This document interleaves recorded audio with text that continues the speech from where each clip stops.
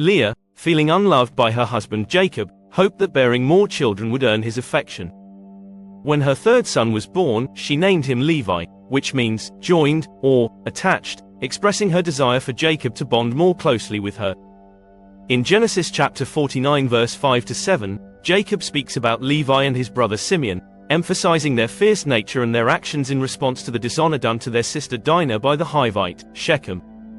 Jacob's family was outraged by the incident. In a deceitful plan, Simeon and Levi told Shechem that they would agree to the marriage if he and his men were circumcised. Shechem agreed and, along with his men, underwent the procedure. When the men were still in pain and vulnerable, Simeon and Levi plundered the city. This act of vengeance was a controversial moment in the biblical narrative, highlighting themes of justice, honor, and the consequences of violence. Jacob's blessing is somewhat mixed. While he acknowledges their strengths, he also curses their anger and violence, stating that they will be scattered in Israel. In Exodus chapter 32 verses 26-, after the Israelites sinned with the golden calf, Moses called for those who were loyal to the Lord. The Levites gathered around him, ready to take a stand for righteousness. Moses instructed the Levites to take decisive action against those who had participated in idolatry. They went through the camp, resulting in the passing away of about 3,000 men. Following this act, Moses returned to God to seek atonement for the people's sins.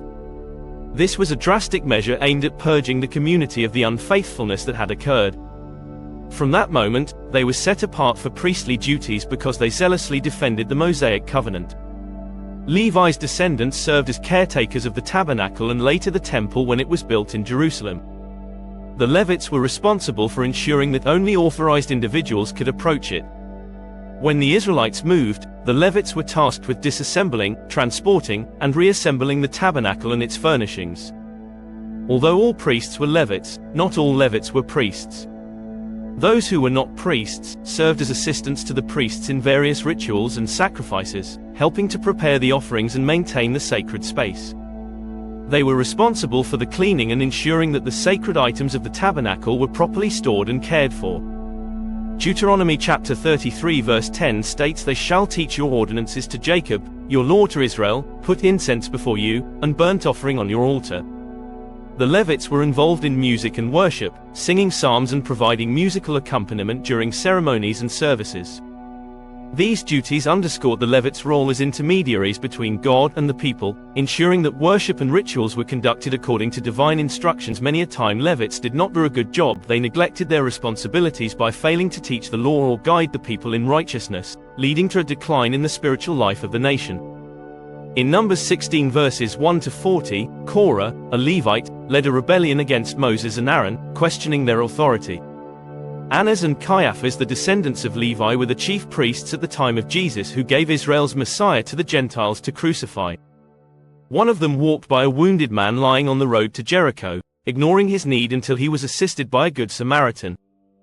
1 Samuel chapter 2 verse 12-36, it is stated that Eli's sons, Hophni and Phinehas, served as priests but engaged in immoral practices, including taking the best portions of the offerings for themselves instead of following God's commands.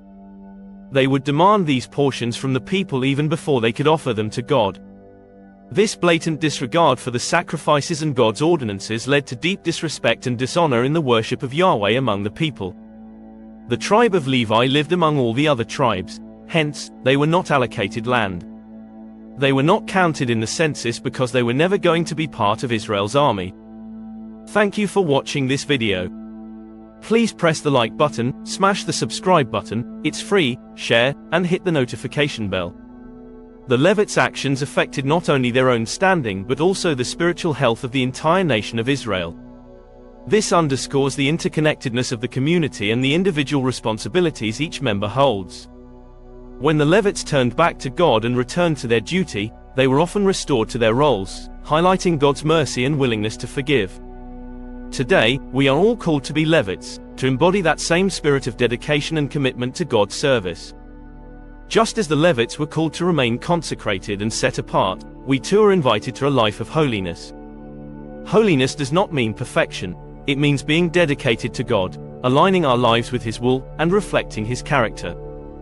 Just as the Levites offered sacrifices and music in worship, we are encouraged to bring our praises and lives as offerings to God.